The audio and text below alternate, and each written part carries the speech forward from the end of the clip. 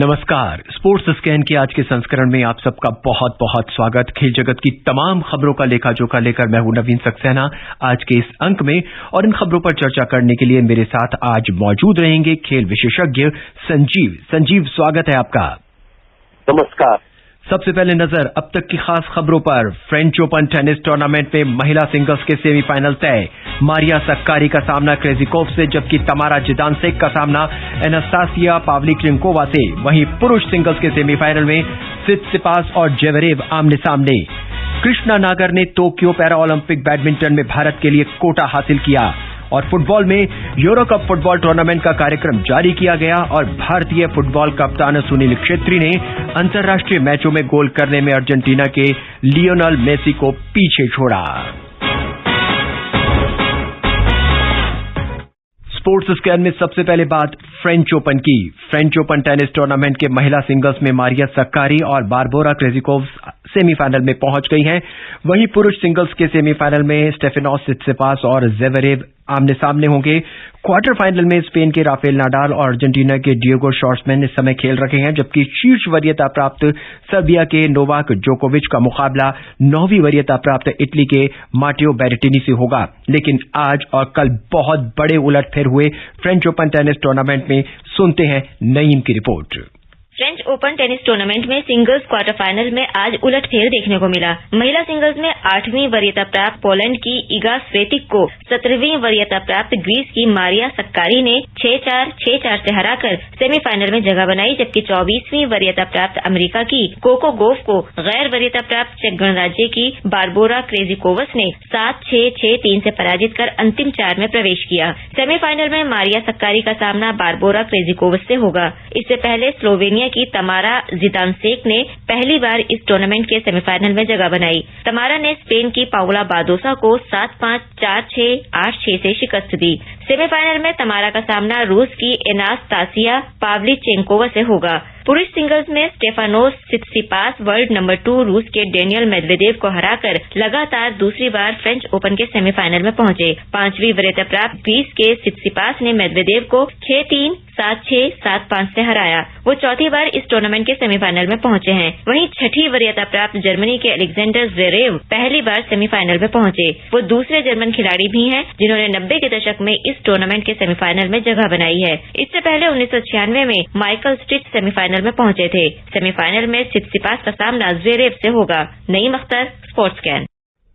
Sanjeev, French open अपने ही रंग में दिख रहा है और आज बड़े उलटफेर हुए, खासकर महिलाओं की अगर हम बात करें, जैसा कि आपने अभी रिपोर्ट में सुना। संजीव। बिल्कुल, ईगा उन खिलाड़ियों में है जिनको उन्होंने अभी तक अपना जो खेल दिखाया उसको देखते हुए उन्हें भविष्य का बहुत बड़ा स्टार माना जाता है और ऐसा खिलाड़ी माना जाता है। 20 साल जो बहुत समय तक टेनिस जगत में अपना शब्द बनाए रखती है, लेकिन बिल्कुल आउट ऑफ फॉर्म दिखी और उस तरह से खेलने दिखा सकती जिसकी उम्मीद की जा रही थी। ऐसा नहीं रहा था कि वो लय में दिखने गई थी, वजह चाहे तो हो, लेकिन ये मारिया के लिए बहुत बड़ी उपलब्धि है और वो पहले किसी ग्रैंड स्लैम के सेमीफाइनल तक नहीं पहुंची थी। ये उनके लिए बहुत बड़ी उपलब्धि है। ग्रीस की है वो और उनके देश के लिए भी है बड़ी उपलब्धि। और दूसरी तरफ अगर हम बात करें तो बात जो है और मेदवेदेव के खेल हुआ बहुत ही एक सित्सिपास को देख, वो भी ग्रीस के हैं, उन्होंने भी बहुत अच्छा खेल दिखाया। इससे पहले रिकॉर्ड बहुत अच्छा था। मेदवेदेव उनसे 6 मैच चुके थे जो सामना हुआ था और वो हैरान इस तरह से अपने खेल दिखाया। तो ये खिलाड़ी सित्सिपास हो या सक्कारी हो, नए नहीं है, इतने बड़े लेवल पर इन्होंने बहुत ही अच्छा प्रदर्शन किया है। और बहुत सारे खिलाड़ी जो टॉप के खिलाड़ी हैं वो किन्हीं न किन्हीं वजहों से या तो नहीं खेले या बीच से हट गए या फिर फिटनेस के को लेके वो उन्होंने कुछ शिकायत की। या बायो बबल को लेके या फिर दर्शक नहीं है, तमाम तरह की शिकायतें की। तो ये मौका है कि जो खिलाड़ी अब तक बहुत कुछ बड़ा अचीव नहीं कर पाए हैं, वो अब इस स्टेज पर आके अपना एक अब तक जो इंतजार था कि ग्रैंड स्लैम जीते या फाइनल खेले, वो पूरा उनका दिख रहा है। अगर आप वो कई बार बड़े स्टेज पर देखेंगे इस फ्रेंच ओपन में, एक दिलचस्प मुकाबले तो होंगे क्योंकि नए खिलाड़ियों को हम दिखेंगे वहां। बड़े से होना बिल्कुल जो फैंस के लिए हैरानी होगी, लेकिन नए खिलाड़ी आ रहे हैं या रही है, वो उनके लिए एक बड़ा प्लेटफॉर्म, और ये आने वाले दिनों में भी अपना है तो उन्होंने यहाँ तक का सफर तय किया है। जी संजीव, आज एक बड़ा मुकाबला खेला जाएगा, यानी कि अभी कुछ देर बाद राफेल नाडाल और अर्जेंटीना के डिएगो शॉर्ट्समैन आमने सामने होंगे और फिर देर रात नोवाक जोकोविच का मुकाबला 9वीं वरीयता प्राप्त मार्टिनो बेरेटिनी से होंगे। राफेल नाडाल को क्ले कोर्ट का चैंपियन माना जाता है और खासकर अगर फ्रेंच ओपन की बात करें तो इनका एक जबरदस्त अंदाज रहता है खेलने का और लगातार इन्होंने ग्रैंड स्लैम यहाँ पे लगातार जीते हैं। आज क्या उम्मीद करते हैं उनसे? देखिए, जब हम बात कर रहे हैं तो इनके बीच मुकाबला शुरू हो चुका है और अभी 3-2 से आगे चल रहे हैं नाडाल। और कि वो जिस तरह से अच्छा और उन्होंने यहाँ आने से पहले भी जीता है और क्ले कोर्ट पर ही जीता है। तो क्ले कोर्ट पर तो खैर जो 13 ग्रैंड स्लैम जीत चुका हो खिलाड़ी, उसके बारे में क्या कहना। वो इस कोर्ट को ऐसा लगता है कि बस जब हम उनको कहते हैं कि इसके बादशाह हैं तो वो वाकई बादशाह हैं। वो कई बार ऐसा लगता है कि फिट नहीं है, टूर्नामेंट जो बिल्डअप होता है उस समय भी कई बार बातें सामने आती हैं कि वो उनके पैर में खिंचाव आ गया या कहीं समस्या आ गई, लेकिन वो फिर भी आते हैं क्योंकि उनको पता है कि वो इस कोर्ट पर वो खेल सकते हैं, उनको हराना आसान नहीं है। तो उम्मीद करें कि शॉर्ट्समैन उनको कड़ी फाइट दे, एक अच्छा मैच देखने को मिले, क्योंकि वो भी भले ही उतने बड़े खिलाड़ी नहीं है लेकिन टॉप 10 रैंकिंग वाले खिलाड़ी में शुमार है, तो निश्चित तौर पे उनमें भी कुछ क्षमता है और उम्मीद करें कि एक रोचक मैच देखने को मिले। और दोनों ही खिलाड़ी इस बात के लिए जाने जाते हैं कि मैराथन गेम खेलते हैं। वो चौथे 5वें सेट तक वो आप देखेंगे कि वो एक दूसरे से जल्दी मानने वाले खिलाड़ी नहीं है। हालांकि शुरुआत में ही देखने में आ रहा है कि 3-2 से नाडाल आगे है और ब्रेक पॉइंट तो उनके पास है, तो शुरुआती बढ़त लेते दिख रहे हैं नाडाल। जी, और अब बात ओलंपिक की। खेलों के महाकुंभ ओलंपिक में अब 45 दिन से भी कम का समय बचा है और एक बार फिर भारतीय खिलाड़ी पदक जीतकर अपना और देश का नाम विश्व पटल पर अंकित करना चाहेंगे। स्पोर्ट्स स्कैन में हमने एक श्रृंखला शुरू की है जिसमें हम आपको रूबरू कराएंगे उन भारतीय खिलाड़ियों से जो इस बार ओलंपिक खेलों में भारत का प्रतिनिधित्व करेंगे और पदक जीतने के लिए जी जान लगाएंगे। इसी श्रृंखला में आज बात रियो ओलंपिक में रजत पदक जीतने वाली बैडमिंटन खिलाड़ी पीवी सिंधु की।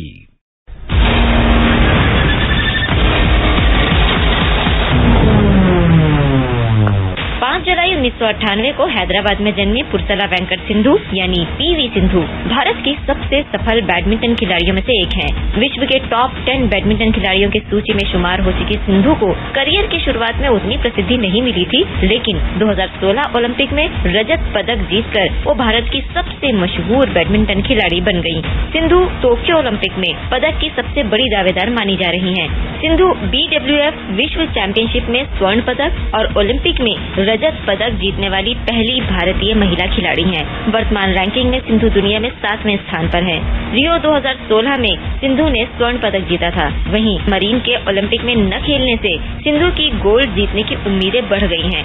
इस बार अपनी तैयारियों पर सिंधु कहती हैं, I've achieved at Rio silver, but this time I have an opportunity to do better, so I want to change the color to gold. पूर्व बैडमिंटन खिलाड़ी पुलेला गोपीचंद के प्रदर्शन को देखकर सिंधु ने बैडमिंटन खेलना शुरू किया। 8 साल की उम्र में सिंधु ने गोपीचंद की बैडमिंटन अकादमी में एडमिशन लिया और पुलेला गोपीचंद आगे चलकर उनके कोच बने। She's grown in confidence and I do believe that she has the definite ability to be amongst the medal winners and the top medal in Tokyo. Sindhu Bharat की पहली महिला शटलर हैं जिन्होंने बैडमिंटन विश्व चैंपियनशिप, ओलंपिक में और विश्व टूर फाइनल जैसे बड़े टूर्नामेंट्स में जीत हासिल की है। इसके अलावा उन्हें पद्मश्री, अर्जुन पुरस्कार और साथ ही राजीव गांधी खेल रत्न पुरस्कार से भी सम्मानित किया गया है। Step by step, year by year, I've been improving, and when I got my first World Championship, the bronze medal, that is when I thought, okay, when others can do it, I can also do it, and I started believing in myself. हालांकि भारतीय shuttler का काम अभी Tokyo में खत्म नहीं हुआ है। अब पदक लाने की उम्मीद पर खरे उतरने की जिम्मेदारी भारतीय स्टार पीवी सिंधु पर होगी। नईम अख्तर, स्पोर्ट्सकैन। संजीव, अब बैडमिंटन की जितनी भी जिम्मेदारी है, जितनी भी दावेदारी है, सब कुछ अब पीवी सिंधु पर ही है, क्योंकि बहुत से खिलाड़ी जो है इस समय भाग नहीं ले रहे हैं। और अगर हम कैरोलिना मारिन को हटाते, जैसा कि उम्मीद की जा रही है कि वो नहीं खेलेंगी, तो 100% जो है इस बार सिंधु जो है वो अपने पदक का रंग जो है बदलने में कामयाब हो सकती है।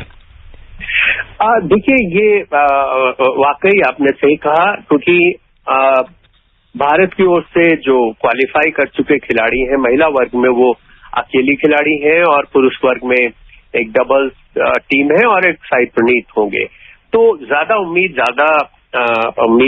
हम सबसे करते हैं, बट इन पर ज्यादा फोकस होगा क्योंकि वो सिल्वर मेडलिस्ट हैं। और मुझे याद है, मैं रियो में था, जहां पर वो रियो सेंट्रो पवेलियन 4 में मैच खेला गया था, फाइनल मैच, और उस जगह पे मैं मौजूद था। और जिस तरह से शुरुआत की और पहला गेम उन्होंने जीता, फिर लेकिन कैरोलिना मारिन वापस आई और उन्होंने फिर ये गोल्ड मेडल जीत लिया। इस बार वो नहीं है, लेकिन एक बात है, मैं कहना चाहूंगा कि 2019 में जब वर्ल्ड चैंपियन बनी सिंधु, उसके बाद से उनके प्रदर्शन में वो जो शार्पनेस है, पैनापन, वो देखने को नहीं मिला। क्योंकि आप देखिए तो अभी हाल में इन्होंने इस साल में जो 18 महीने के बाद वो पहला फाइनल खेल रही थी। इसके पहले कई बार वो पहले राउंड, दूसरे राउंड से बाहर होती रही थी। स्विस ओपन में उन्होंने खेला था 2021 में शुरुआत में, और वहां पर फाइनल में कैरोलिना मारिन ही सामने थी और उन्होंने बड़ी बुरी तरह 21-11, 21-5 से हराया। और उसके बाद आप देखें तो ऑल इंग्लैंड बैडमिंटन में भी वहां उनका मुकाबला एक कम जानी पहचानी चोचोवांग से खिलाड़ी से, उनका थाईलैंड की है, उनसे मुकाबला हुआ। वहां भी वो बहुत आसानी से हार गई। तो उन्होंने खुद कहा है कि मैं कोशिश करूंगी, लेकिन ये भी कहा है कि बहुत आसान नहीं होगा। देखिए, अभी जो टॉप प्लेयर्स है, मैं जब लिस्ट देखता हूं तो वही जाने पहचाने चेहरे नजर आते हैं, जैसे चीन की चेन यूफई है, या फिर चीनी ताइपे की है ताइजू यिंग है, जापान की जो होस्ट कंट्री है नाओमी ओकुहारा है, और नंबर 4 पे जो है अकाने यामागुची है। ये दोनों जापानीज हैं और अपने देश में होगा तो ये प्रबल दावेदार होंगी और इन रैंकिंग में आगे है। और इसी तरह इंटरनॉन है जो थाईलैंड की है, सुयोंग है जो कोरिया की है। तो ये खिलाड़ी भी दावेदार है एकदम से ये कहना कि सिंधु गोल्ड मेडल जीत जाएंगी, क्योंकि इनका प्रदर्शन बहुत अच्छा नहीं रहा है। पिछले 2 साल की बात करें तो टफ होगा, मुश्किल होगा, लेकिन कह नहीं सकते वो दिन किसका होगा। अगर एक के बाद एक अच्छा उनको टाई मिले और वो जीतती चली जाए तो कुछ भी संभव है। लेकिन सारे जो जिनका नाम मैं गिना रहा हूं प्रबल दावेदार ये खिलाड़ी हैं और आसान नहीं होगा। जी, ओलंपिक की बात को आगे बढ़ाते हैं। ओलंपिक के उद्घाटन समारोह में पहली बार महिला और पुरुष 2 अलग अलग ध्वज धावक भारत का नेतृत्व करेंगे। इंडियन ओलंपिक एसोसिएशन इसकी घोषणा इस महीने के अंत तक कर सकता है। अब तक कुल 23 समर ओलंपिक हुए हैं। इसमें से भारत ने 17 ओलंपिक में हिस्सा लिया है और 17 ध्वजवाहक रखे हैं। एथलीट पूर्मा बनर्जी भारतीय दल की पहली ध्वजवाहक थी और 2016 में शूटर अभिनव बिंद्रा ने नेतृत्व किया था। और अब बात पैरालंपिक बैडमिंटन की। कृष्णा नागर ने टोक्यो पैरालंपिक बैडमिंटन में भारत के लिए कोटा हासिल कर लिया है। पैरा बैडमिंटन में नागर ने MASH 6 वर्ग में पुरुष सिंगल स्पर्धा के लिए क्वालिफाई किया है। 2018 पैरा एशियाई खेलों में नागर ने कांस्य पदक हासिल किया था। पैरा बैडमिंटन खिलाड़ी तरुण और प्रमोद भगत ने भी अपने अपने वर्गों में पैरालंपिक के लिए क्वालिफाई किया है। और अब बात फुटबॉल की। यूरो कप फुटबॉल टूर्नामेंट का कार्यक्रम जारी कर दिया गया है। 60 साल के इतिहास में पहली बार यह टूर्नामेंट 11 देशों में खेला जाएगा। इस बार 24 टीमें हिस्सा लेंगी। 2020 में इसे कोरोना के चलते 1 साल पोस्टपोन करना पड़ा था। फीफा वर्ल्ड कप के बाद इस टूर्नामेंट का सबसे ज्यादा महत्व है और इसलिए इसे मिनी वर्ल्ड कप भी कहा जाता है। यूरोप के दिग्गज देश इस टूर्नामेंट में आमने सामने होंगे। सुनते हैं आनंद की रिपोर्ट। यूएफा यूरो कप 2020 11 जून से शुरू हो रहा है। पहला मैच तुर्की और इटली के बीच खेला जाएगा। इस बार टूर्नामेंट में 24 टीमें आमने सामने होंगी। सभी टीमों को 4-4 के 6 ग्रुप में बांटा गया है। 11 जुलाई को फाइनल खेला जाएगा। 6 ग्रुप की टॉप 2 टीमें प्री क्वार्टर फाइनल के लिए क्वालिफाई करेंगी। इसके साथ ही सभी ग्रुप में तीसरे स्थान पर रहने वाली टॉप 4 टीमें भी राउंड ऑफ 16 में पहुंचेंगी। आखिरी 3 मैच लंदन के वेम्बले स्टेडियम में खेले जाएंगे। क्रिस्टियानो रोनाल्डो की टीम पुर्तगाल खिताब बचाने उतरेगी। 2016 में पुर्तगाल ने फ्रांस को हराकर ट्रॉफी पर कब्जा किया था। अब तक हुए 15 यूरोपियन चैंपियनशिप टूर्नामेंट्स को 10 टीमों ने जीता है। जर्मनी और स्पेन ने सबसे ज्यादा 3-3 बार टूर्नामेंट जीता। फ्रांस ने 2 बार यूरो कप टाइटल अपने नाम किया है, जबकि Soviet Union, Italy, Czechoslovakia, Netherlands, Denmark, Greece और पुर्तगाल ने एक बार टाइटल अपने नाम किया है। यूरो कप को यूएफा यूरोपियन फुटबॉल चैंपियनशिप और यूएफा यूरोपियन चैंपियनशिप भी कहा जाता है। इस बार यह टूर्नामेंट 11 देशों के 11 शहरों में खेला जाएगा। इसमें अजरबैजान के बाकू, डेनमार्क के कोपनहेगन, इंग्लैंड के लंदन, जर्मनी के म्यूनिख, हंगरी के बुडापेस्ट, इटली के रोम, नीदरलैंड्स के एम्स्टर्डम, रोमानिया के बुखारेस्ट, रूस के सेंट पीटर्सबर्ग, स्कॉटलैंड के ग्लासगो और स्पेन के सेविया में ये मैच खेले जाएंगे। आनंद श्रीवास्तव, स्पोर्ट्स कैन। और अब बात भारतीय फुटबॉल की। फीफा वर्ल्ड कप 2022 और एशिया कप 2023 के क्वालिफाइंग मैच में 15 जून को भारत का मुकाबला अफगानिस्तान से होगा। वहीं भारतीय कप्तान सुनील छेत्री ने अंतर्राष्ट्रीय मैचों में गोल करने में अर्जेंटीना के लियोनेल मेसी को पीछे छोड़ दिया है। सुनते हैं आनंद को।